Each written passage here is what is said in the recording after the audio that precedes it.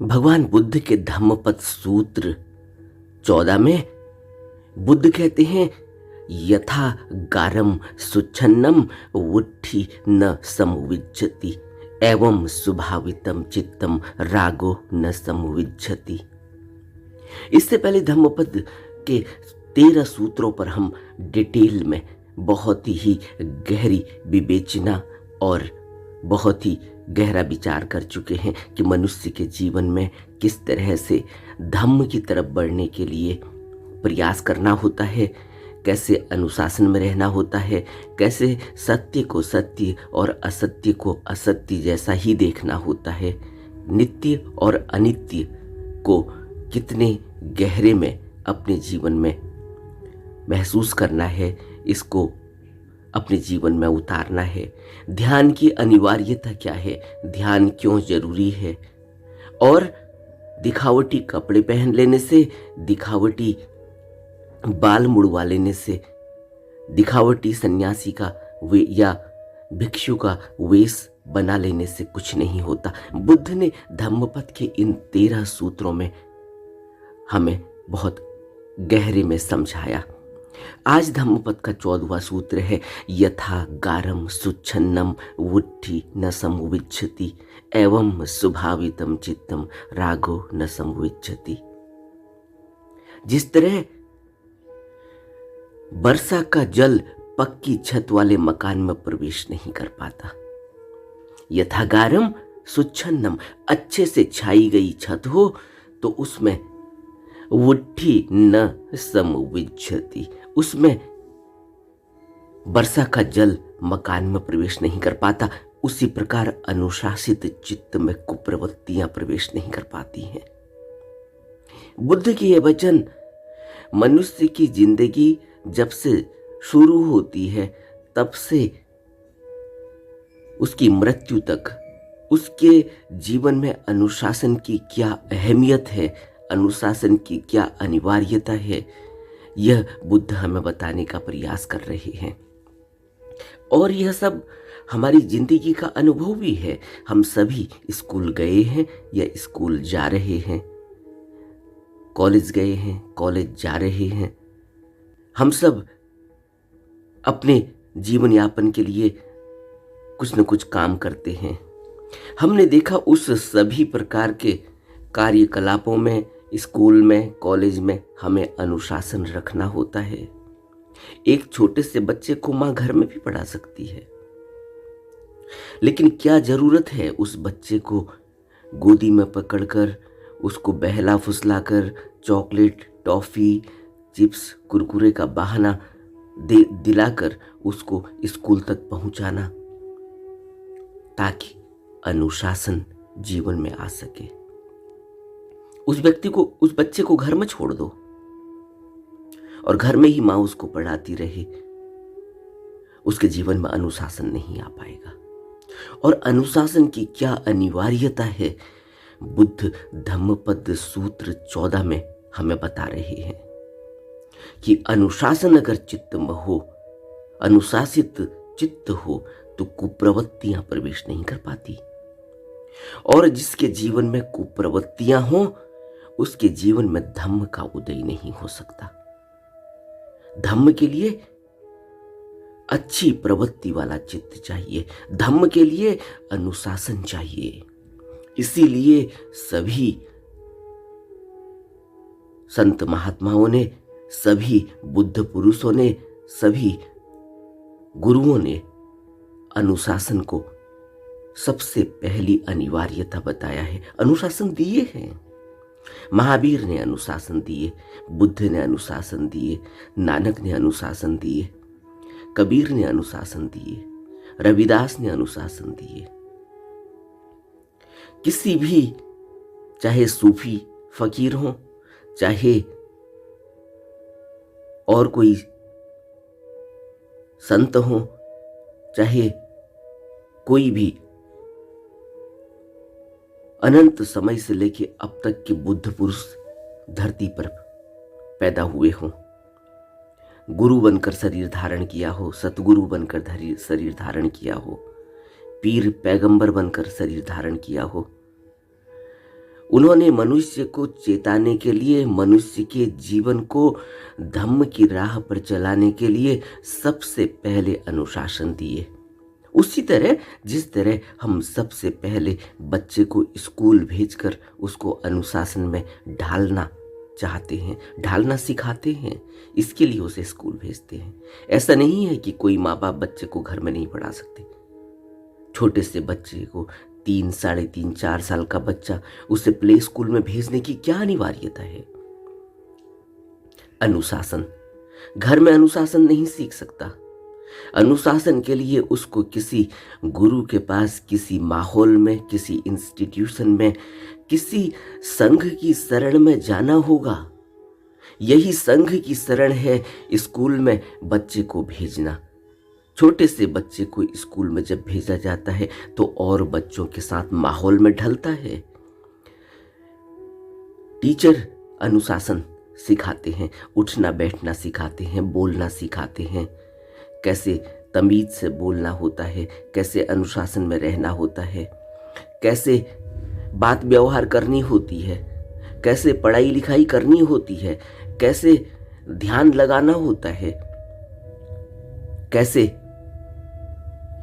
सारी सभ्यताएं, सारा कुछ सीखना होता है। यह सब वहाँ टीचर के संपर्क में रहकर, वहाँ किताबों को देखकर, टीचर द्वारा पढ़ाए गए पाठ को अपनी किताब में देखता है, उसको रिपीट करता है और समस्त बच्चों के साथ बैठकर देखता रहता है, ऑब्जर्व करता रहता है, कौन क्या पढ़ रहा है, कैसे पढ़ रहा है, कैसे लिख रहा है, क्या आज बनाकर उसकी मम्मी ने उसको टिफिन में दिया है, कौन शेयर कर रहा है, कौन शेयर नहीं कर रहा है। टीचर बताता है कि शेयर करो। फिर टीचर जिसका बर्थडे होगा फिर उसको बुलाकर उससे कहेगा कि सबको केक बांटो, सबको टॉफी बांटो, सबको चॉकलेट बांटो। ये सब क्या है? एक छोटे से बच्चे को जो घर में नहीं सिखाया जा रहा है वह उसको स्कूल में, प्ले स्कूल में जाके, किंडरगार्टन में जाके क्यों सिखाया जा रहा है? क्या जरूरत है? बर्थडे तो घर में भी मनाया जाता है, क्या जरूरत है स्कूल में मनाने की? अनुशासन तो घर में भी सिखाया जाता है, क्या जरूरत है घर में और स्कूल में उसको भेजने की, ड्रेस पहनाकर भेजने की? प्रॉपर तरीके से टाई पहनी हो, प्रॉपर तरीके से बेल्ट पहनी हो, प्रॉपर तरीके से नाखून कटे हों, प्रॉपर तरीके से बाल बने हों, साफ कपड़े पहने हो, साफ ड्रेस पहनी हो, जूते में पॉलिश हो। क्या जरूरत है? अनुशासन पूरी जिंदगी उसका बना रहे, उसका मन एक प्रॉपर अनुशासन में रहे, प्रॉपर नियमों का पालन करे, एक उसकी जिंदगी में एक ऐसा ठहराव आए, उसकी जिंदगी में एक ऐसा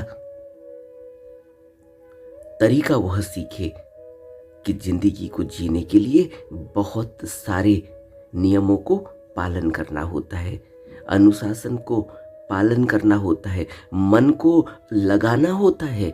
ऐसा नहीं है कि मन को खुला छोड़ देने से कुछ मिल जाएगा। इसी तरह से आप छोटे से बच्चों को रेड लाइट पर भीख मांगते हुए देखते हैं, आदमी औरतों के साथ देखते हैं, फटे पुराने कपड़े पहने हुए हैं, मुंह भी नहीं धोया हुआ है, शरीर पूरी तरह से गंदा है। उन बच्चों को आप स्कूल भेजो, उन बच्चों को आप, उनके मन को आप अनुशासन में ढालने की कोशिश करो, बहुत मुश्किल हो जाएगी। क्यों? क्योंकि एक आदत में चले गए हैं, दिन भर आवारा घूमना, जहां को मर्जी वहां को चले जाना, कभी इधर घूम रहे, कभी उधर घूम रहे, कभी किसी खाने वाली शॉप पर खड़े हो गए, कभी कोई ड्रिंक वाली शॉप पर खड़े हो गए, कभी कोई विदेशी आदमी देखा कभी कोई अच्छे कपड़े पहने हुए आदमी देखा, कभी कोई बच्चों को ले जाते हुए फैमिली देखी, कभी कोई गाड़ी में जाता हुआ आदमी देखा। उन सब के पास जाकर उन्होंने उनकी पैंट पकड़ लेनी है, उनका पल्ला पकड़ लेना है कि कुछ दो। कोई खाते हुए दिखा, उसके सामने जाकर खड़ा हो जाना। कुछ नहीं है, मिट्टी में ही लोटपोट मार लेना। कुछ नहीं है तो कहीं भी चले जाना, कुछ भी जोर से चिल्ला देना, कहीं भी कुछ भी बोल देना, गाली दे देना, आपस में झगड़ा कर लेना, रोड में ही मारा पीटी कर देना, पत्थर मार देना, कुछ और चीज कहीं भी फेंक देना। आप ये देखते हैं, यहीं आपके घर में एक छोटा सा बच्चा है, यहीं बाहर आप एक उस बच्चे को देख रहे हैं जिसके मन पर कोई नियंत्रण नहीं है, जिसके मन पर कभी कोई नियंत्रण किया ही नहीं गया। उस बच्चे को देखें और अपने बच्चे को देखें, तब आपको समझ में आएगा कि अनुशासन की क्या जरूरत है। तब आपको समझ में आएगा कि मनुष्य की जिंदगी को एक सांचे में ढालने की क्या जरूरत है।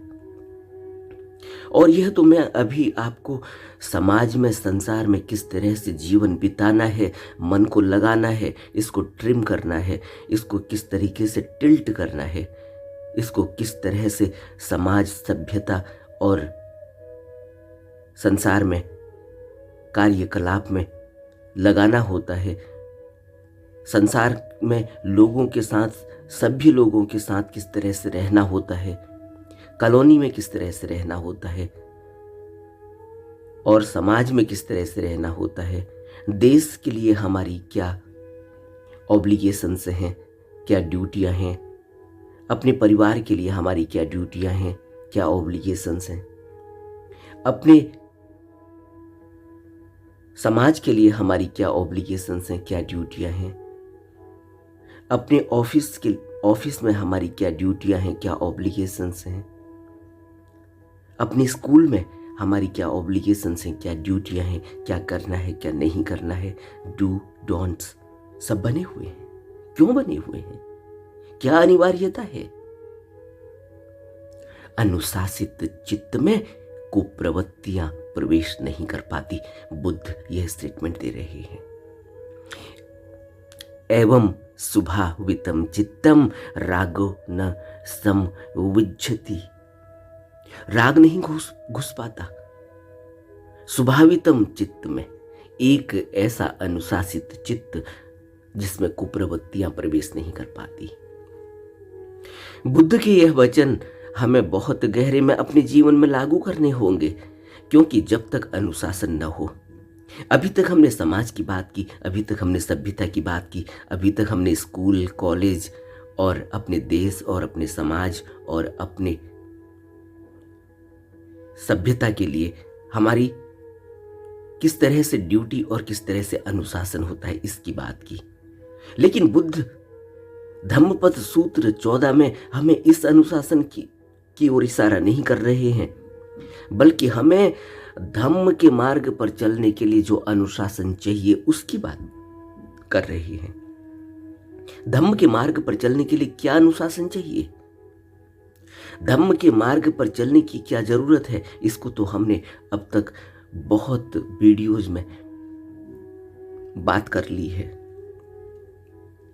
धम्म की जरूरत के लिए, धम्म की आवश्यकता के लिए हमें बुद्ध पुरुष के पास जाना होता है, सतगुरु के पास जाना होता है, गुरु के पास जाना होता है, उससे दीक्षा लेनी होती है, उसके बताए हुए अनुशासन पर चलना होता है।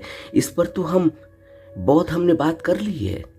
बुद्ध ने खुद आर्य अष्टांगिक मार्ग हमें दिया, हमें 8 फोल्ड मेडिटेशन की टेक्निक बताई, हमें उसमें शील के नियम बताए, शील के अनुशासन की क्या जरूरत है, यह हमें सभी सत्पुरुषों ने, सभी सतगुरुओं ने, सभी बुद्ध पुरुषों ने हमें बताया कि क्या जरूरत है।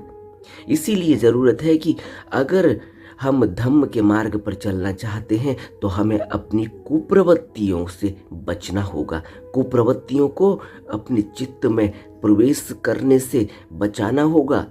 कुप्रवृत्तियां कभी भी प्रवेश कर जाती हैं। क्यों प्रवेश कर जाती हैं? इसलिए प्रवेश कर जाती हैं क्योंकि मन की एक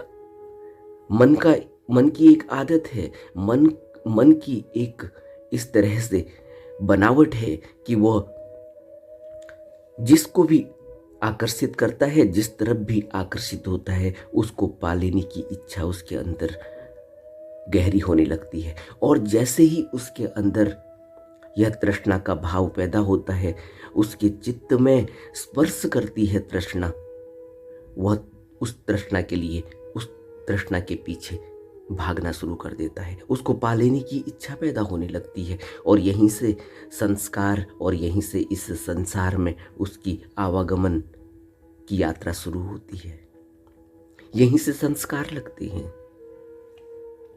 और संस्कार अगर हों, अगर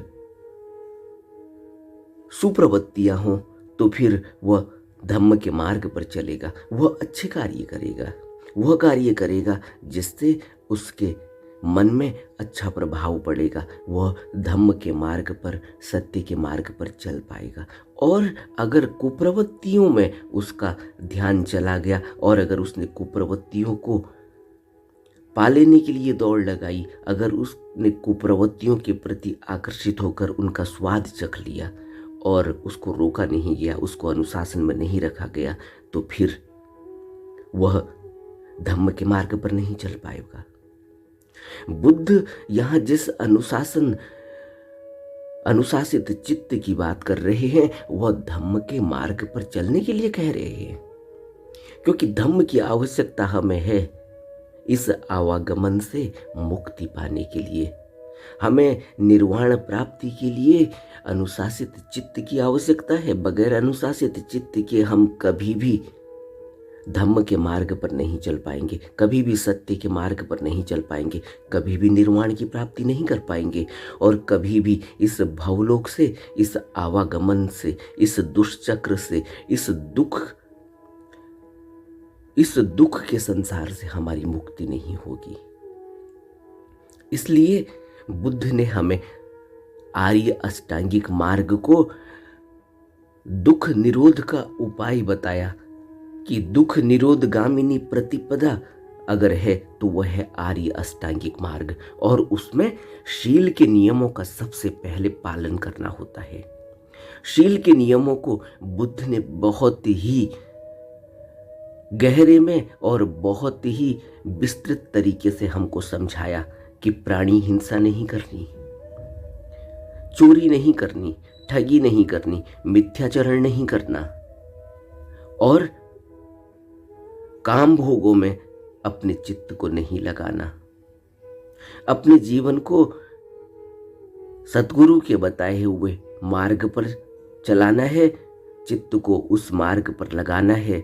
और प्रवज्या के बाद जो भी बुद्ध पुरुषों ने दीक्षा देने के बाद जो भी नियम बताए हैं, जो भी करने को कहा है, उसको बहुत ही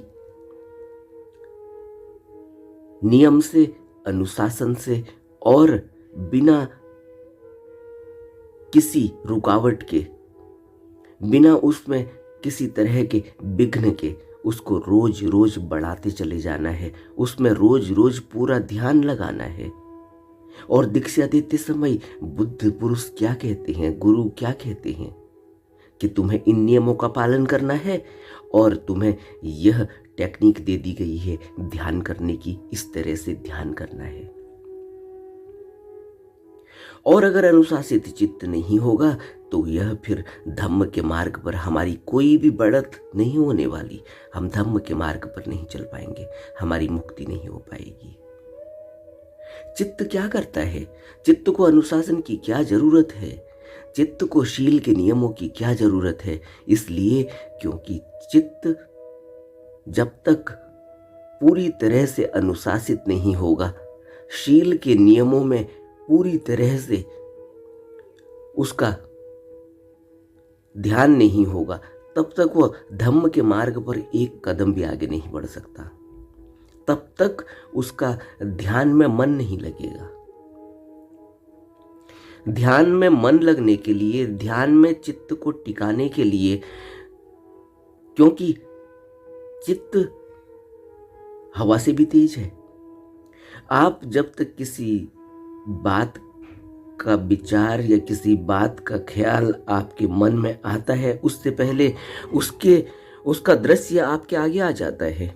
इससे क्या पता चलता है? इससे यह पता चलता है कि चित्त बहुत तेज है, और इस चित्त को अगर हम नहीं रोकेंगे, तो फिर इस चित्त को अगर हमने अनुशासित नहीं किया, तो यह फिर ऐसे ही घूमेगा जैसे चील आकाश में घूमती है, और चारों तरफ जहाँ भी उसका मन करे वो वहाँ चली जाती है। और लेकिन उस चित्त में उस चील का जो ख्याल है, उस चील की जो नज़र है, वह नीचे कूड़े पर ही है। चील नीचे यही देख रही है कि शिकार कहाँ है। चील नीचे यही देख रही है कि कहाँ गंदगी पड़ी हुई है, और उस गंदगी में उसको क्या खाने को मिलेगा, कहाँ मांस पड़ा हुआ है। मांस सड़ा हुआ है, मांस ताज़ा है, जानवर चल रहा है, रेंग रहा है, वह उस पर कब्जा करना चाहता है, उसको मारना चाहता है, लेकिन वो हवा में कहीं भी उड़ रहा हो, लेकिन उसकी नज़र नीचे मांस पर ही टिकी हुई है। इसी तरह से हमारा यह चित्त है, यह हमेशा ही कुप्रवृत्तियों की तरफ भाग सकता है, और कुप्रवृत्तियाँ इसको कभी भी लालायित कर सकती हैं, कभी भी इसको ललचा सकती हैं। इसको कुछ नहीं लेना देना, इसको जहाँ भी रस मिलेगा ये वहीं चले जाएगा।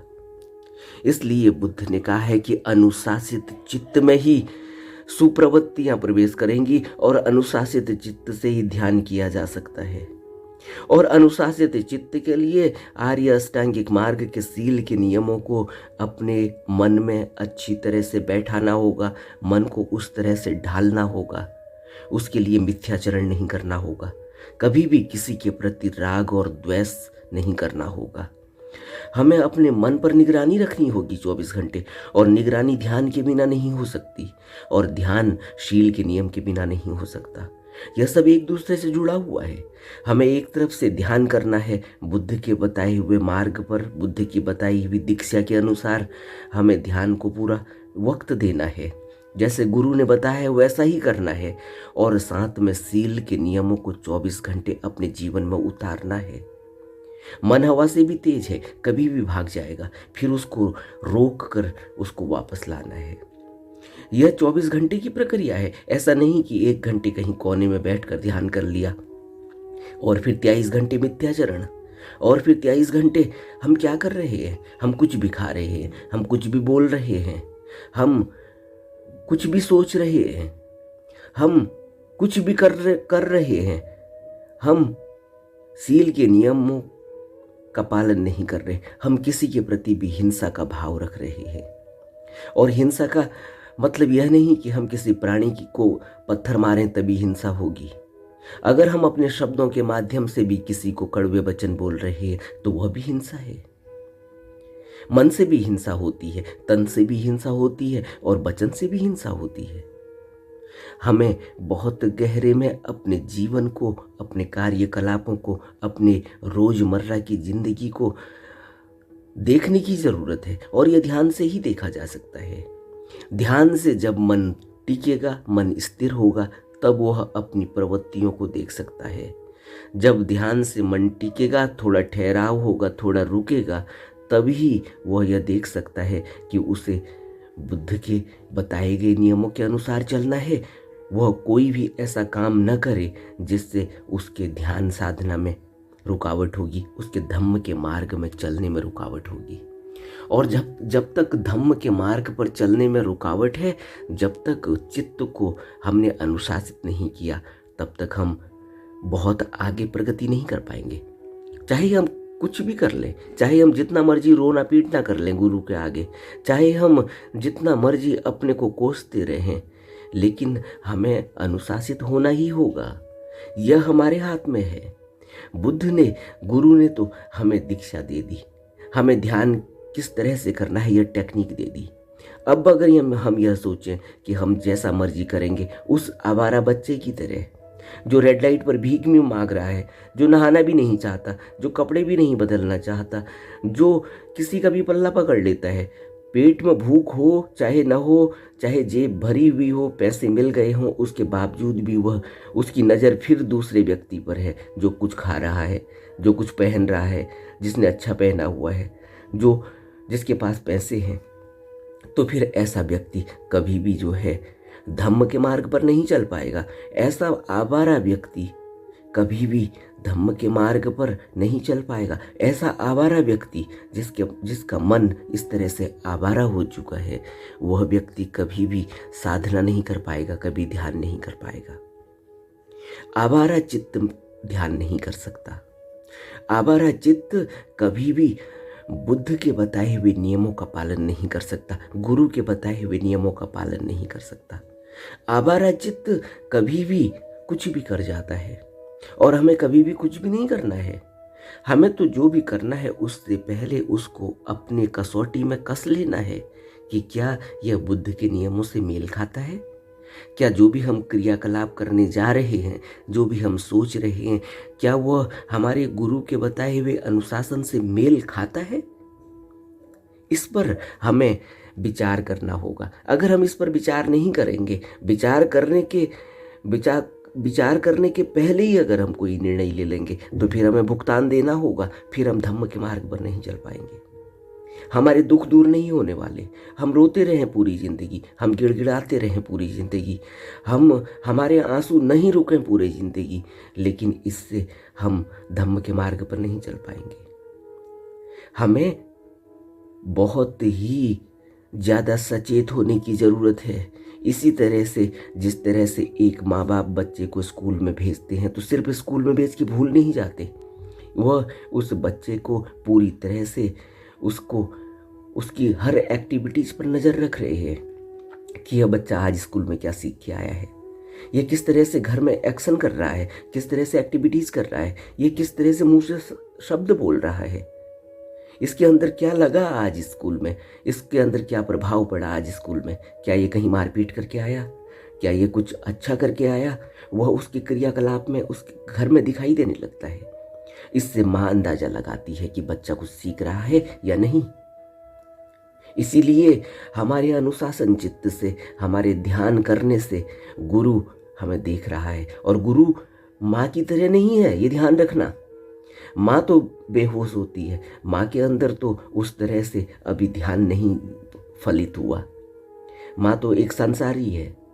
लेकिन बुद्ध 2400 घंटे एक गुरु की अपने शिष्य पर नजर रहती है। इसीलिए तो सबसे पहले दीक्षा देता है। दीक्षा का क्या मतलब है, क्या जरूरत है दीक्षा की? हर जगह तो करवाया जा रहा है मेडिटेशन। किसी इंस्टीट्यूट को ज्वाइन कर लो, 8,000 रुपये, 10,000 रुपये, 20,000 रुपये, 50,000 रुपये, जैसा बड़ा इंस्टीट्यूट, जैसा उसका नाम, उस तरह से पैसे लिए जा रहे हैं। वहाँ ज्वाइन कर लो और रोज सुबह शाम करते रहो। वही बात तुम्हें बताई जा रही है, वही सबको बताई जा रही है, लेकिन वो कोई सीक्रेट नहीं है। वो तो पैसे दो, तुम्हें पता चल जाएगा। फिर तुमने पैसे दे के तुम सीख गए तो तुम अपने घर में सबको बता दो। ये दीक्षा नहीं होती है। गुरु की दीक्षा तो हर व्यक्ति के लिए बिल्कुल ही अनूठी है। क्यों? क्योंकि गुरु अपने से, अपने मुखार से, बिंदु से, अपने मन से हर व्यक्ति को, हर एक एक व्यक्ति को अपनी नज़र में रखता है, देखता है, उसको अपने अंदर शिष्य बना रहा है। ऐसा मत नहीं समझना चाहिए कि किसी गुरु ने अगर शिष्य बना लिया तो फिर वो भूल गया। शिष्य बनाने का अर्थ ही है कि उसके अंदर उसने उसको पूरी तरह से संभाल लिया है, अब वो छोड़ेगा नहीं। शिष्य अगर भूल भी जाए, शिष्य अगर अनुशासनहीन भी हो जाए, उसके बावजूद भी गुरु नहीं छोड़ता। गुरु ने तो उसको अपने अंदर बसा लिया है। उसको इसी तरह से, जिस तरह से स्कूल में जाकर हम इनरोल करते हैं, अपना एडमिशन करते हैं, गुरु ने अपने अंदर उस शिष्य को शिष्य बना लिया है। यह कोई लेखा जोखा वाली बात नहीं है, इसको कोई रजिस्टर में मेंटेन नहीं करना होता। गुरु जब दीक्षा देता है तो हर एक मन को, हर एक चित्त को, हर एक शिष्य को अपने से पकड़ लेता है, फिर छोड़ता नहीं, फिर उसकी नज़र बनी हुई है। इसीलिए तो बुद्ध से कुछ छिपा नहीं, इसीलिए तो गुरु से कुछ छिपा नहीं कि बच्चा, उसका शिष्य क्या कर रहा है। उसका बच्चा सील के नियमों का पालन नहीं कर रहा है, यह उस शिष्य को नहीं समझना चाहिए कि गुरु तो यहाँ है ही नहीं, गुरु तो कहीं 500 किलोमीटर दूर या किसी और दूसरे देश में बैठा हुआ है। तो कौन देख रहा है, कुछ भी कर लो, यह नहीं समझ लेना चाहिए। दीक्षा का अर्थ ही यही है कि गुरु ने हाथ पकड़ लिया। अब गुरु की नज़र उस शिष्य पर है, चाहे गुरु के लाखों शिष्य हों, करोड़ों शिष्य हों। अगर उसने किसी शिष्य को बुलाकर दीक्षा दे दी, अपना लिया, तो फिर यह नहीं समझना चाहिए कि गुरु नहीं देख रहा है। गुरु तभी देखेगा जब हम उसके सत्संग में जाएंगे, गुरु तभी देखेगा जब हम उसके आगे बैठेंगे, उससे प्रश्न पूछेंगे। यह नहीं समझना चाहिए, यह गलत धारणा है।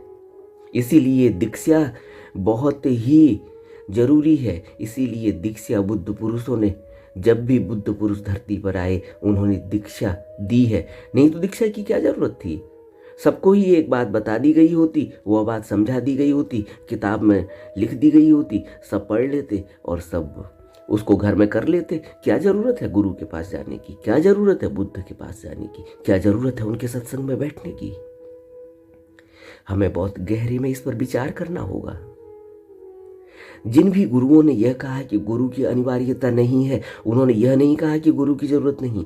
उन्होंने यह कहा कि जिस तरह से मनुष्य पूरी अपने मन को अपने हिसाब से चला लेता है, वो गुरु के पास जाता है, फिर कहता है गुरु से कि अब बच्चा दे दो।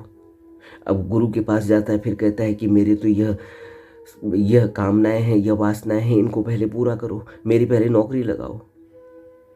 तो कुछ गुरुओं ने यह कह दिया कि तुम अगर गुरु के पास इस तरह से जा रहे हो तो फिर गुरु के पास मत जाओ, गुरु की कोई ज़रूरत ही नहीं है तुम्हें। क्योंकि तुम जो है अपना सब कुछ गुरु के आगे, पहले तुम मंदिर में जाके अपनी नाक रगड़ते थे, मंदिर में जाके प्रार्थना करते थे कि मुझे पैसा दे दो, मुझे नौकरी दे दो, मुझे घर दे दो, मुझे गाड़ी दे दो, मुझे गर्लफ्रेंड दे दो, बॉयफ्रेंड दे दो, मेरे को बच्चा दे दो, मेरे बच्चे नहीं हो रहे, लड़का हो रहा है तो लड़की दे दो, लड़की नहीं हो रही है तो लड़का दे दो, लड़की दे दो। यही हम करते हैं ना मंदिर में जाकर, किसी भी चैत्य में जाके, किसी भी चैत्यशाला में जाके, किसी भी गुरुद्वारे में जाकर, किसी भी पूजा गृह में जाकर हम क्या करते हैं? हमारी वासनाएं, कामनाएं पूरी नहीं होती। हम इन वासनाओं, कामनाओं को भगवान से मांगना चाहते हैं और यही काम हम फिर किसी गुरु को बना लेते हैं, अपना लेते हैं। उस गुरु ने अगर दीक्षा दे दी, फिर हम उसके आगे यह सब मांग लेकर चलते हैं। इसलिए जो गुरु बहुत ही स्ट्रिक्ट आए, उन्होंने कह दिया नहीं, ऐसे गुरु की ज़रूरत नहीं है, तुम्हें कुछ नहीं मिलने वाला, तुम गुरु की बात भूल जाओ। वो तुम्हारे चित्त को देख कर कह रहे हैं। यह मत समझना कि उस गुरु ने यह कहा कि गुरु की ज़रूरत नहीं। अगर गुरु की ज़रूरत नहीं तो क्यों लाखों लोग उनके सामने बैठे हुए, क्यों उनको फॉलो कर रहे हैं, क्यों उनके सत्संग को सुनने जाते हैं? उन्होंने ऐसे चित्त के लिए कहा जिस चित्त में अभी तृष्णा है। उन्होंने ऐसे चित्त के लिए कहा जिस चित्त की अभी मांग है, जिसका भी संसार से पेट नहीं भरा, जिसकी अभी वासनाएं कम नहीं हुई। और वो गुरु को भी इसलिए अपना रहा है, वो दीक्षा भी इसलिए ले रहा है कि उसका भला हो जाएगा, उसका बच्चा हो जाएगा, उसकी नौकरी लग जाएगी, उसका बड़ा घर हो जाएगा, वो देश विदेशों में जाकर उसका नाम हो जाएगा, उसका बिजनेस फैल जाएगा, व्यवसाय फैल जाएगा। वो इसलिए गुरु के पास जा रहा है।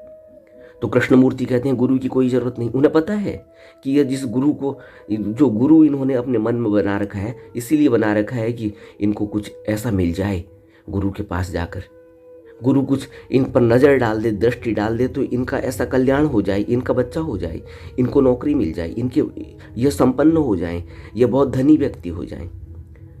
तो कृष्णमूर्ति कहते हैं कि तुम्हें गुरु की ज़रूरत नहीं, क्योंकि उन्हें पता है, वो देख रहे हैं कि किस लिए आए हुए। इसलिए बार बार आगाह भरी पड़ी है कि गुरु से अब तक मंदिर में जा रहे थे, अब हम किसी गुरु के पास जा रहे हैं, लेकिन मांग यही है कि बच्चा दे दो, पैसा दे दो, बड़ी गाड़ियां दे दो। तब बुद्ध कह रहे हैं यहाँ धम्मपद सूत्र 14 में कि जब तक अनुशासित चित्त नहीं होगा, जब तक शील के नियमों का पालन नहीं होगा, जब तक हमारी करनी धम्म के मार्ग पर चलने के अनुसार नहीं होगी, तब तक हमें कुछ मिलने वाला नहीं। ऐसा नहीं है कि हम अपने सील के नियमों को अपने हिसाब से तोड़ मरोड़ लें। ऐसा नहीं कि आज मन नहीं लगा तो ध्यान नहीं किया, आज रात में कहीं कल लेट हो गए थे तो इसलिए ध्यान नहीं किया, आज मौसम बदल गया तो इसलिए ध्यान नहीं किया, आज तबीयत खराब हो गई तो इसलिए ध्यान नहीं किया। ध्यान तो 24 घंटे अपने मन पर निगरानी रखनी है। तुम्हारे साथ क्या हो रहा है इससे कोई मतलब बुद्ध पुरुषों को या गुरुओं को नहीं। गुरु को तो यह मतलब है कि मेरा बच्चा, मेरा पुत्र मेरे इस बताए हुए मार्ग पर कदम दर कदम आगे बढ़ रहा है या रुक गया है, या वहीं खेलने लग गया खिलौनों के साथ। जैसे देखा ना आपने आवारा बच्चों को, जहाँ कुछ चमकीला पदार्थ दिखा वहीं बैठ गए, वहीं मिट्टी में खेलने लग गए, वहीं गड्ढा बनाने लग गए, वहीं खोदने लग गए, सब गंदगी अपने शरीर में लगा ली। फिर कहीं देखा किसी को खाते हुए तो उससे मांगना शुरू कर दिया। वो 24 घंटे उनका यही रहता है, जब तक वो गिर न जाए, उनको नींद ही ना आ जाए तब तक। इसलिए बुद्ध कह रहे हैं कि जब तक अनुशासित चित्त नहीं होगा कुप्रवृत्तियां प्रवेश करती रहेंगी, और जब अनुशासित चित्त होगा तो कुप्रवृत्तियां प्रवेश नहीं कर पाएंगी, और जब कुप्रवृत्तियां प्रवेश नहीं कर पाएंगी तब हम धम्म के मार्ग पर कदम बढ़ा पाएंगे, इससे पहले नहीं। यथा गारम सुच्छन्नम वुट्ठी न समुविच्छति एवं सुभावितम चित्तम रागो न समुविच्छति। सुभावितम चित्तम, एक ऐसा अनुशासित चित्त जिसमें कुप्रवृत्तियां प्रवेश नहीं कर पाती, ऐसा चित्त हमें बनाना है। रोज रोज इसको मांझना है, इसको साफ करना है, रोज रोज इसको चमकाने की कोशिश करनी है। जैसे हम रोज खाना खाकर बर्तन मलते हैं, उसी तरह से हमने रोज रोज अपने चित्त को साफ करना है। और यह साफ कैसे होगा? यह बुद्ध के बताए हुए अनुशासन से होगा, बुद्ध के बताए हुए ध्यान विधि से होगा। इसीलिए हमें बुद्ध के वचनों को अपने जीवन में रोज रोज उतारने की कोशिश करनी चाहिए, रोज रोज गहरा ध्यान करना चाहिए। नमो बुद्धाय।